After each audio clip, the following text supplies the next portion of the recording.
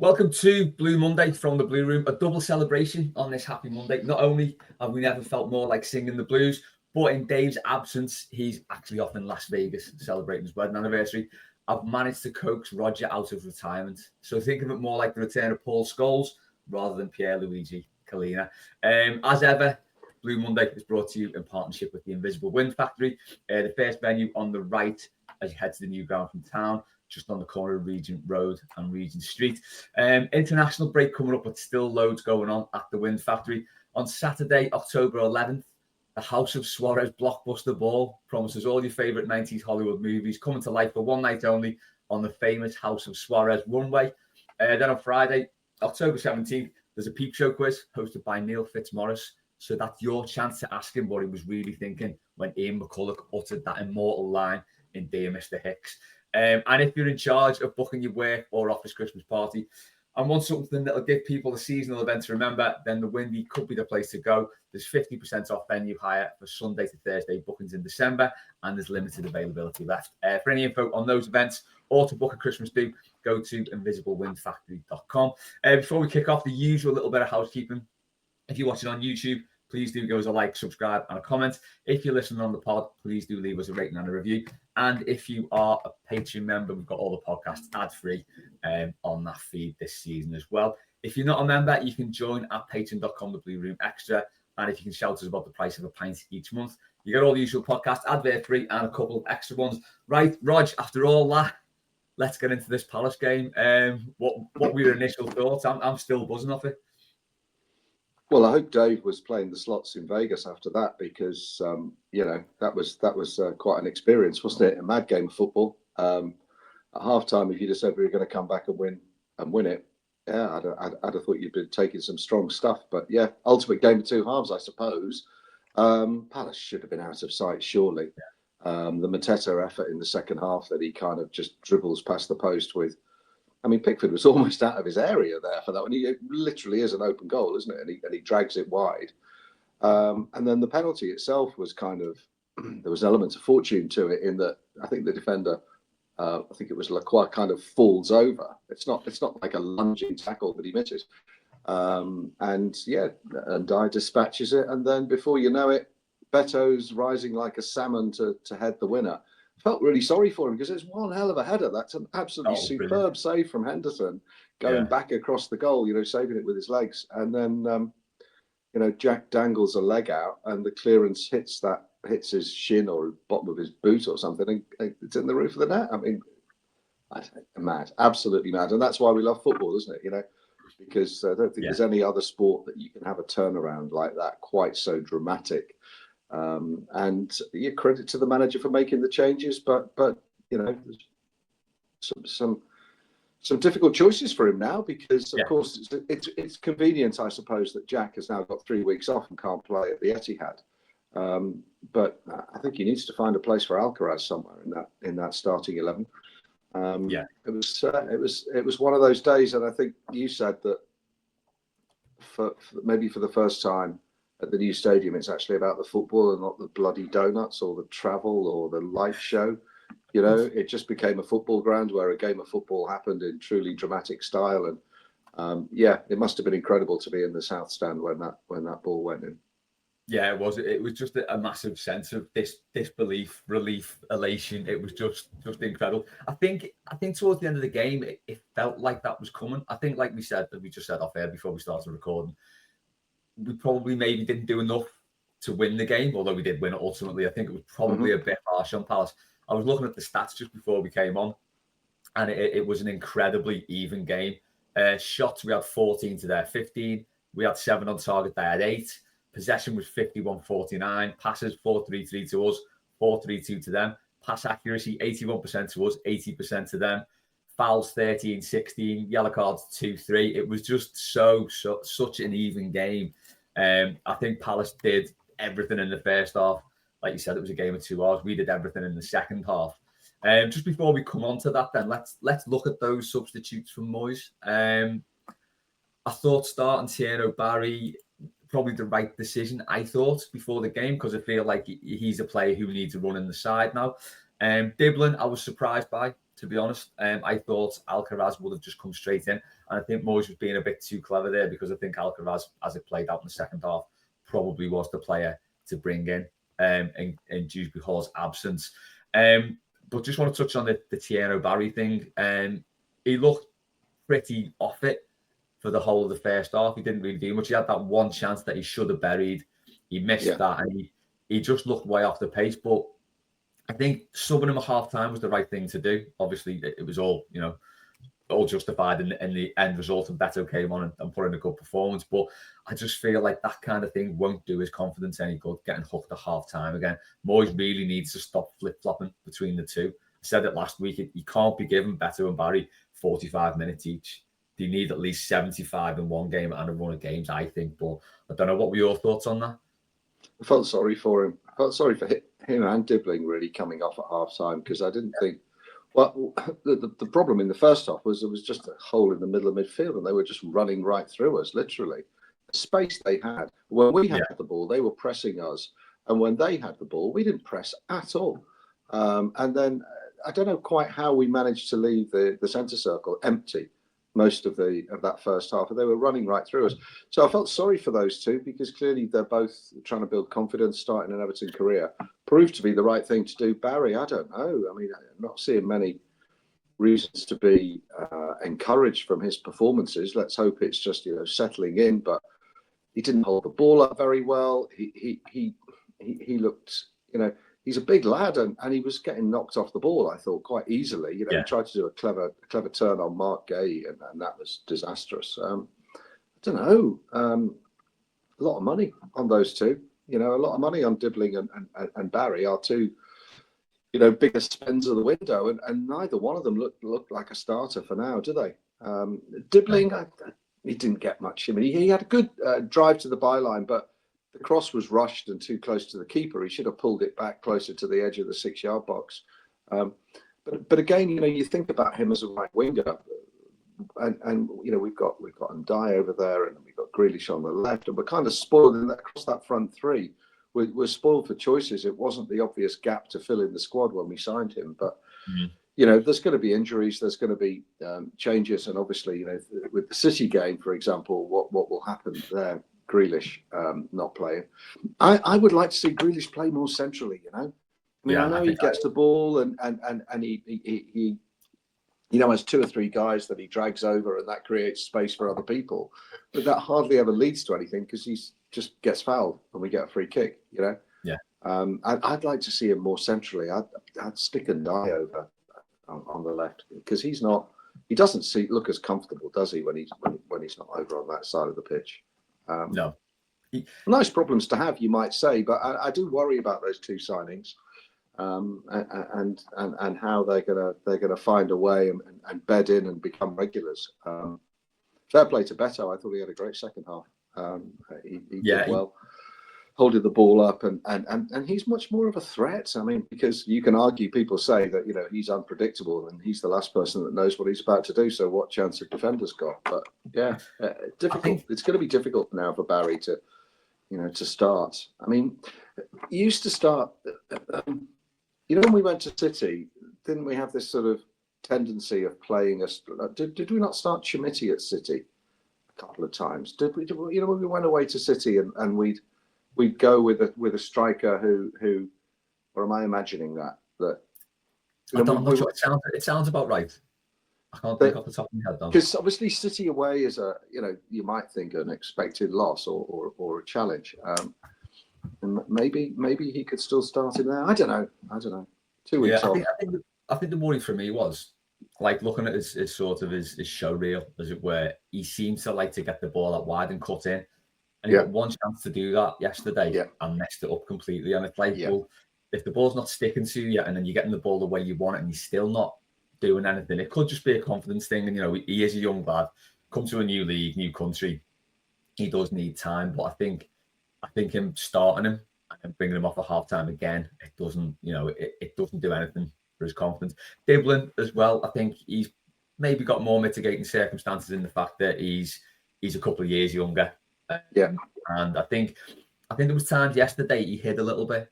It's like I'm not sure he always wanted the ball. He might be better. I mean, he was playing with Jake O'Brien at right back, who we'll come on to him later on. Looked so much more comfortable when he went to centre back, because I just think it's what Gav Buckland said a while ago that keeps ringing in my head, that he's now just a centre back playing out of position. Last season, he had a point to prove, so he was all in on playing right back just to prove his worth in the team. This season, it's like, I don't want to do this forever. And you can see in his performances, he's not quite the same.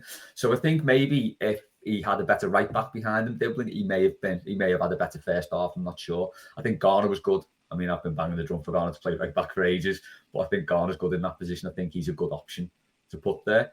But yeah, I think it's difficult for anybody who plays on the right wing when so much of our play goes through Grealish on the left. Yeah. You know, they don't get the ball as much. I'm not sure who's necessarily hiding, but the ball, you know, the first option is always get out to the left, you know, whether it's Tarkowski or they play it out to Mikolenko and down the line to Grealish. So Grealish is getting, you know, 70% of the plays going down his side of the pitch. It's difficult for whoever's on the right, whether it's Ndai or Dibbling.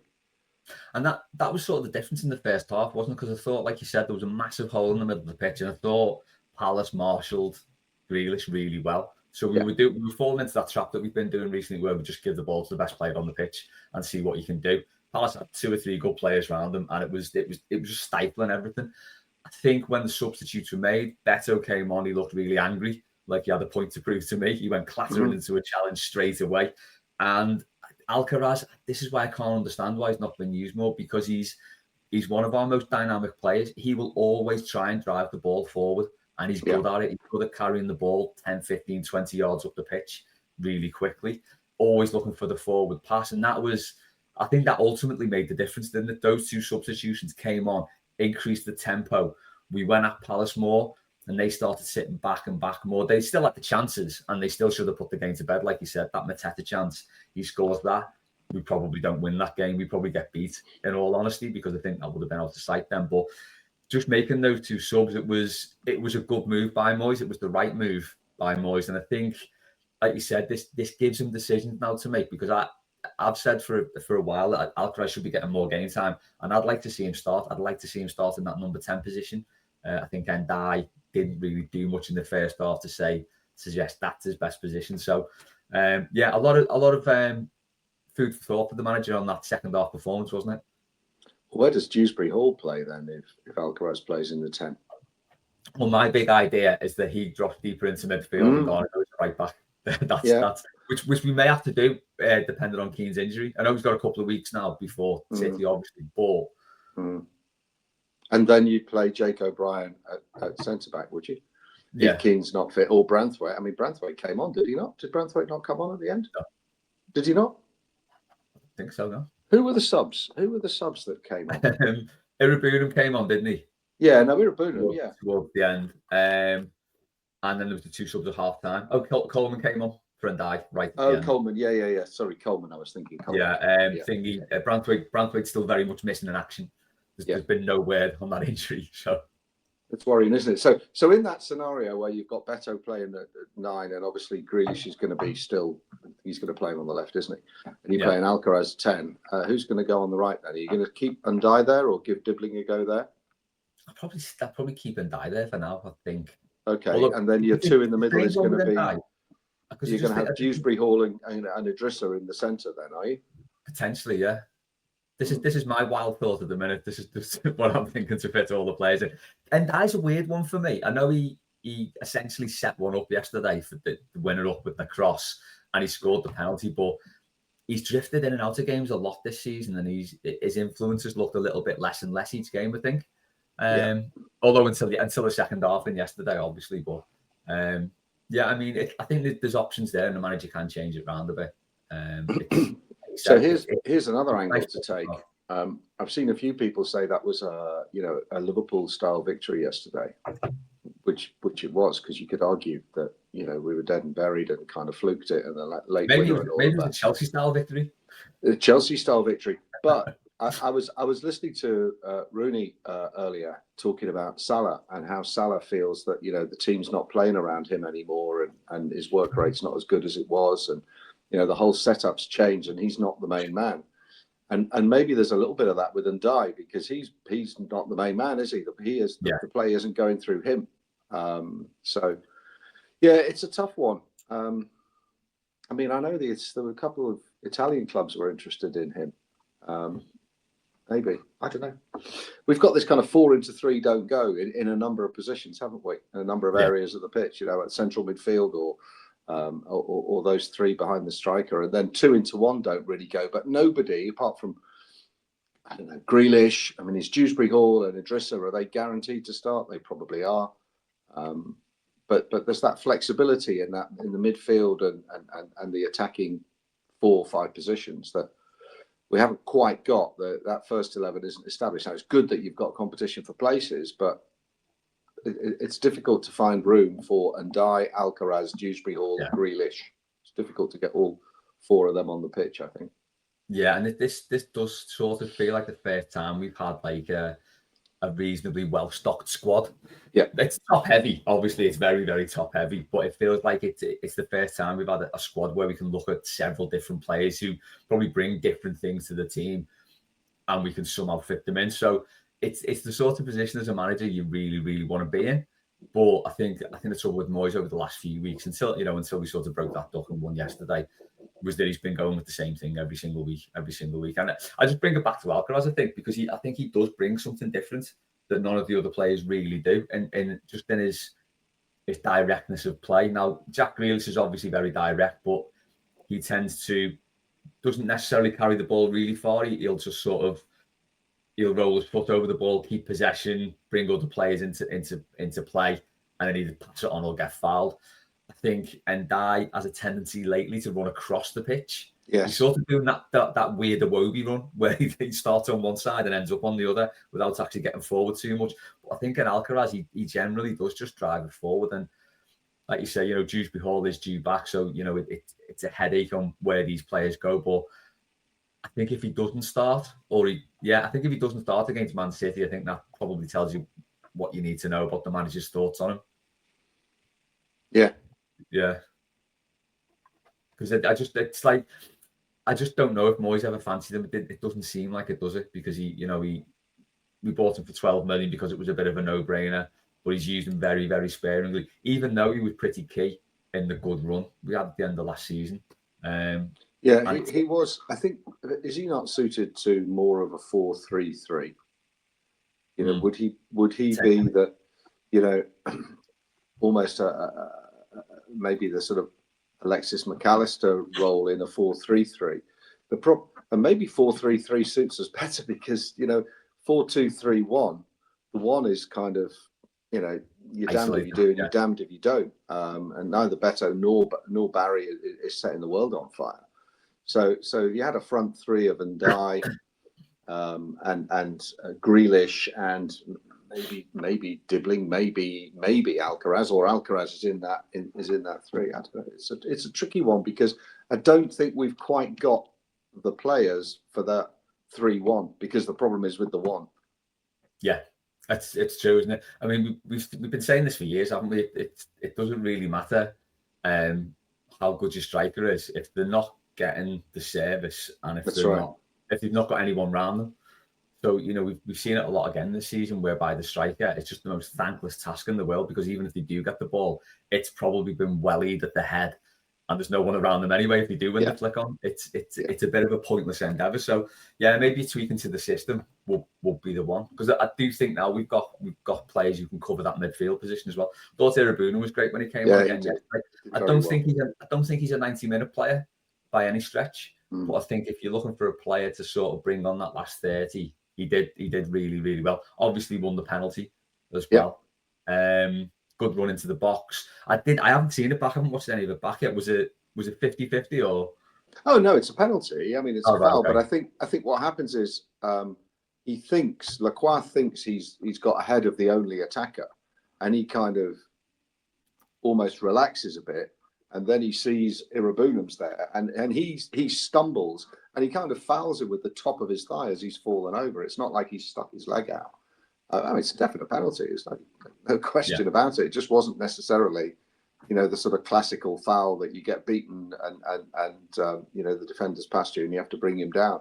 he didn't realise Irabunum was there until it was too late, and he was already falling over himself. So yeah, good run from Irabunum though. And it was. And dive penalties, my heart's always in my mouth because you know he's going to roll it in, and it's one of those, if the keeper goes the right way, he does well because he generally sends the keeper the wrong way, so he's obviously giving him the eyes. But my heart is in my mouth every time he takes a spot kick because I just want someone to value it.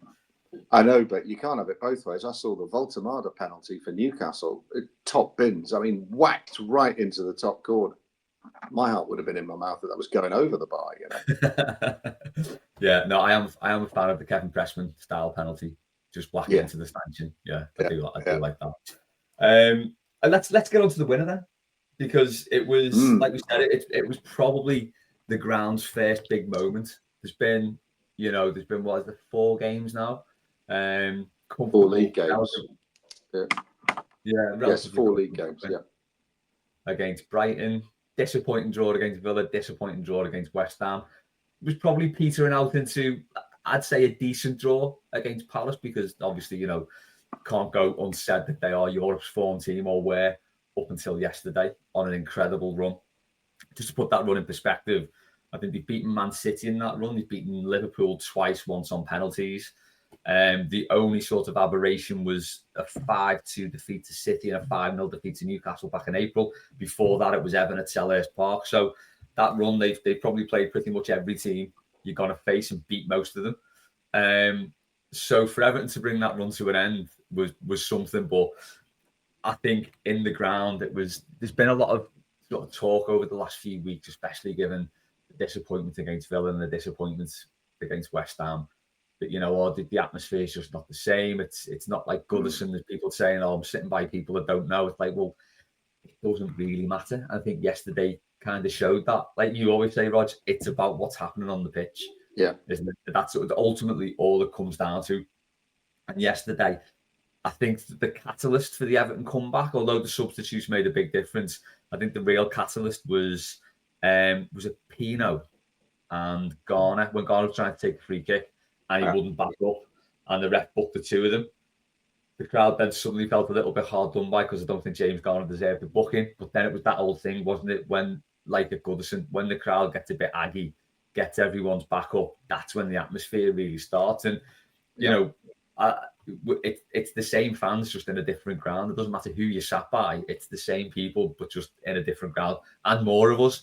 If anything, people saying about like the Gladys Street, the South Stand's twice as big at least. With probably most of the people who were in the street end plus more. So I think that kind of showed it's the same old Everton in that regard, that the best way to get the crowd up is for something to go against us, for the referee to give a decision we don't like, for an opposition player to do something stupid. And I think once that happened and the crowd got a little bit more feral, I was backed off at that point, and they visibly sort of dropped the performance levels, seemed to start dropping back more, and Everton just grew into the game, and it was a good time to do it, really. You're talking that last sort of 30, 20 minutes. How did that come across on the telly? Well, it was very quiet in the first half, really, after the maybe first 15 minutes, very quiet. The boos at half-time were very audible. But I think you're right. There was definitely a sense of grievance after that incident with Pino and Garner,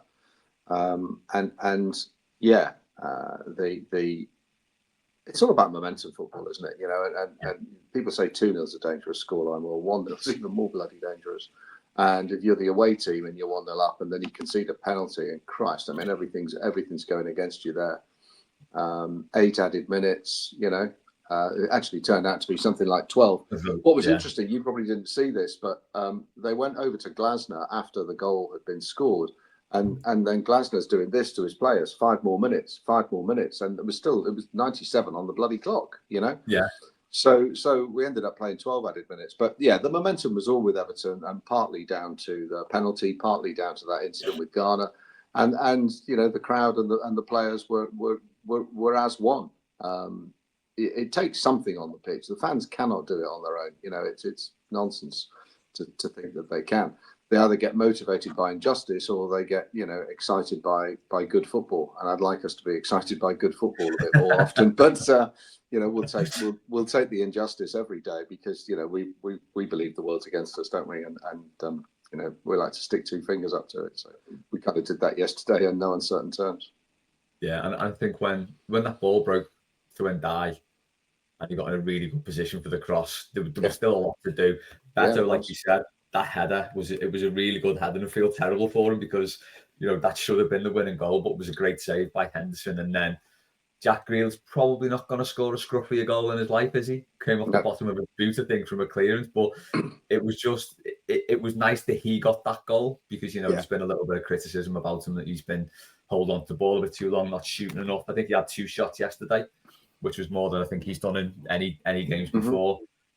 Got the goal, and it was just absolute mayhem when that went in. It was, I don't know, it didn't necessarily feel like it was coming. I wouldn't be that confident, but it was no surprise to me when we did score. Because like you say, the momentum was with us, and it was nice to have that moment and sort of unity at the ground, because it was starting to look a little bit like, I think last week's episode was called "Is the Honeymoon Over?" and that meant for David Moyes as well as the new stadium was the novelty worn off already. I think yesterday that definitely brought everyone together to think, actually, you know what? Because when it's loud, it's so loud and it's really noticeable.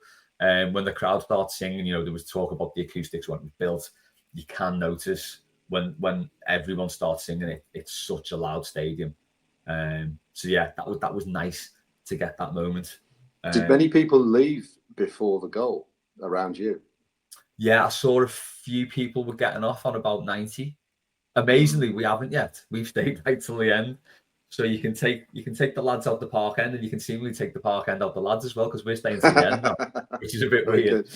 Very good. But yeah, there was quite a few people sort of making their way out. I think I can see why, because it's not easy to get back from. It's that the walk back is somehow worse than the walk there, I think, because everyone's leaving at the same time. Of course. There wasn't the bottleneck getting out like there was on Monday, because they opened the car park. So there's 2 ways. So there's 2 gates to get out, but if they open the car park exit, you can sort of walk down along the wall and then go out another way as well, and that does relieve a lot of it. But I can see why people do leave early, because it's not nice getting back from the ground. But I think at 1-1 against Crystal Palace, I wouldn't have left, because I think, especially as the momentum was with Everton, and it was a special moment. It was good to get that under our belt, I think. Well, they're the team that we beat. They're our come from behind team, aren't they? As it were. Oh God, yeah. It's the 3rd time we've done it. Yeah. It's the stats, like we were saying just before we came on, it's like Everton and Palace are very, very similar in terms of sort of the way the club is and the way the fans are. I mean, I had a mate message me at the end of the game who supports Palace, and he said, I was going to message you at half time to say congratulations on your 2-1 win, because I think he'd seen how dominant they were in that first half, but only 1-0 ahead, and was thinking there's no way we're winning this, especially against Everton, because we've got something over them at home, especially. It's strange, isn't it, that sort of that bogey team thing, because it shouldn't be a thing.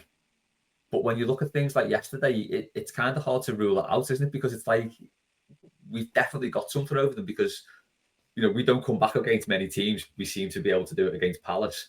Well, that's true. Palace are able to do it against Liverpool, aren't they? Do you remember Istanbul? That was a good one. Obviously, Palace did get humped 9-0 by them at some point at Anfield, but down at Selhurst, they have a good record against Liverpool. I don't know. We also have a decent record at the Etihad, Tim Cahill equalises and these sorts of things. So I don't know quite what it is, but and the different players, obviously, these things go on over time, don't they? It's like Chelsea always beating Tottenham. What did they? They had something like 20 or more games against Tottenham where they couldn't win, and didn't Jose call it 3-point lane? That was what it was. I don't know, and it was in the 70s when Liverpool were good and winning titles every other year. United had this great, we'll rock up at Anfield and spoil the party. They They were able to do that. And of course, if they do that next time, that'll be Liverpool losing 4 games in a row. There you have it. It's been a nice weekend, hasn't it? Not bad. Not bad. Yeah. It's been a decent weekend. Looking ahead to City then, just before we sort of move on to the final bit, what do you reckon the manager should do? I mean, I don't want to, City are looking okay again. Yeah, they are. The City of a few years ago. So I wouldn't want him to go there and sort of play out the first half like we did at Anfield, and just be really quite cautious and not. I think they're there to be got at still, but they've got a lot of players that can hurt us, obviously. So it's balancing that out, isn't it? I think you've got to hope that Haaland, for some reason, isn't available, either because somebody kidnaps him or he has a slight muscle strain. I wouldn't wish injuries on players, but he just scores, doesn't he? Ridiculous odds. So it's like even money for him to score any time. That's a ridiculous bet. It's free money. And he's strong, and I wouldn't fancy any of our centre backs in a duel with him, particularly with the ball at his feet. So then Pickford's going to have a busy afternoon. Midfield.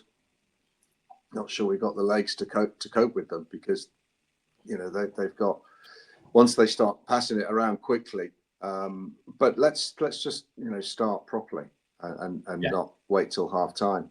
And let's hope that without Grealish, this will be the first game without Grealish, and he has been the platform around which we've built our style of play. So maybe we'll play more narrow. Maybe we'll have 3 central midfielders, and maybe it will be like a 4-3-3, and perhaps Beto one side and Beto through the middle and Die one side, and maybe Dewsbury all the other, and then you play three in midfield behind that. It's a challenge, and then we've got Tottenham after that. So these next 2 games, nice 2-week break, go into it with a bit of momentum.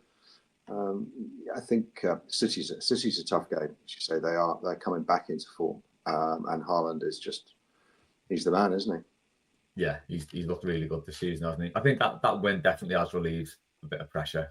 Completely, yeah. The last 2 results, well, the last 3 results, because I'm fuming over the fact that we didn't get anything at Anfield now. Looking at the state of them since then, it did put a bit of pressure on the manager and the team. Not sacking pressure, but pressure to pick up points. So, a point yesterday would have been a decent result against a good side, but to get that win has really put us back up to 7th and taken a lot of pressure off these next 2 games, I suppose. September's become the August, hasn't it? We didn't win a game in September. Yeah. God, that's crazy. But yeah, at least we got those 2 wins in August, unusually. I just want to talk quickly before we move on to some exciting news about the podcast we're gonna bring back. There was quite a few empty seats at the game, and not just the sort of corporate ones. I think a couple of my mates haven't got season tickets. They do the ballots, and they were saying there was loads of tickets left on Friday. And the sort of the resale thing that the club does. I think we've been about 1,000 below capacity. The only time the club's gone above 52,000 was the Villa game. So I think for all the talk of it should have been a 60,000 seater stadium, I think, and I thought at the time, that they got the capacity spot on, really. I don't know. You may have different thoughts on me about that. What do you think? Well, there are logistical challenges with the stadium and its location, because for some reason somebody gave planning permission to a river the other side of it, and that means even with the car park open, it's a bit of a bummer to get away from. It's a challenge, right? So if the logistics and the transport network and the 4 carriages, trains, which they insist on running, can't really deal with 50,000, how would they deal with 60? We can't change it now, but it's all about pricing and availability, isn't it? So what you're saying is they have a ballot, and people go into the ballot and they do or they don't get a ticket. Yeah. But then how come there's still some left over? I don't know. So you get the option to buy the ticket, don't you? In the ballot, I think this is how it works, and then do another ballot, and then you do another ballot if they've still not gone. So that, I think the last 2 games have gone to 3 ballots. Okay, but there's no general sale even for members, right? There's no. It You doesn't look can't. like it, no. No. So ballot one, and maybe there's a few left. So you go into ballot two, and then you go into ballot three. So why were there empty seats then? If it wasn't the seat unique people who hadn't flogged them, where were these empty seats? Just scattered around. Just scattered around, yeah. So the way we saw it, so you see the blocks of the corporate seats that haven't been sold. But yesterday it was noticeable that dotted around there's quite a few just in amongst. It's sort of in the we could see in the sort of the north and the east stand. Quite a few seats dotted around, which is surprising, really, because it's a Sunday afternoon. I could see for West Ham because Monday night's not ideal for anyone, but I think Sunday afternoon it's a fair time for a game. I don't like the Sunday afternoon kickoff, but as far as getting to and from the ground, though, it's not bad. But I mean, the club are so good and at times annoying with their marketing. It's match day, buy a shirt. The game's tomorrow, buy a tracksuit. They're constantly sending emails to you. Surely on the day of the game, why? Social media is what it is. We've got a fan base that's okay. You're not going to get up from Folkestone to Liverpool in time, are you? But if at 10 o'clock in the morning they go, there's still 500 tickets. I mean, my first ever visit to Goodison was 1973-74 Boxing Day, and they had a blackboard with the tickets, the ticket prices, and what was available, or a big board that you could see. And where should we sit today? And clearly, football's not like that now. But why couldn't the club have just gone? There's 200 tickets. Come on, they're 50 quid each or 40 quid each. Just come and get them. I mean, that's lazy, isn't it? It's like there's no value putting the walk up now, is there? Because that was always a big part. There's no such thing as a walk up. I mean, okay, you could say, you've still got to be a member, but okay. But I'm sure there's plenty of members who, if they knew at 10 o'clock in the morning that there were 200, 300 seats available, then phone the number or go online, put your membership number in, and these are the tickets that are available. Yes, you've got to fill the place. I mean, I still think we could have gone bigger, but that would have compromised the value. You could have had more season ticket holders, and we've still got plenty on the waiting list. And you could still have had 5,000 corporate seats and 3,000 to the away end, and whatever. We could have done more, but that's disappointing that the seats were, let's say, genuine regular fan seats that weren't sold. That's rubbish, really. And it's a Sunday, as you say. It's not a Tuesday night or a Monday night. Yeah. I think that another element could be the sort of the convoluted sort of way you've got to give other people your ticket. Oh Christ, that sounds like a nightmare. You've got to be a member, at least a £35 a year member, and then you transfer the ticket. It's quite easy to do, but I can see why it would put people off if they're not really sort of completely tech savvy, or someone doesn't want to pay £35 to go on the membership. I can see why that could put them off. So there could be something in that. I don't know. Yeah, but this whole digital stuff, as we've said before, it actually makes touting easier, not harder. You just look at the thousands of accounts that clubs like Liverpool, Tottenham have had to disable, and Everton, and people getting arrested for turning up at a football match with a burner phone. I mean, what the hell? It's just gone. It's gone mad. It's gone mad. I mean, I appreciate you don't want touts, but actually, that was always quite an efficient market, like any market outside, any tickets I'll buy or sell, and there's a physical piece of paper, and without the physical piece of paper you couldn't get in. So touting's easier now digitally, and I think if we were more, we've said this before, haven't we? The club is scared of its fan base, scared of its shadow. It doesn't necessarily want to trust them to borrow somebody's season ticket card, and you can't have a physical card. So it's disappointing, but hopefully they'll find a way to fill every seat, because that's the whole point of having a big stadium, isn't it? Yeah, definitely. And and people want to go to the stadium and experience it. So it is. Yeah, it is sad. There was a lot of empty seats. Well, not a lot, but relatively more than there have been, I think, in other games. Just before we go, then, Rog, seems as good a time as any to sort of trail the podcast that we're gonna bring back over the next week or so. It'll either be this week or next week. Do you want to give us a little bit of a look into it? Yes, sure. I mean, we had a good chat, didn't we, with Gavin, Sarah, and yourself, in terms of Everton culture. What the hell does it mean? And that always can be seen as something of a pretentious, topic.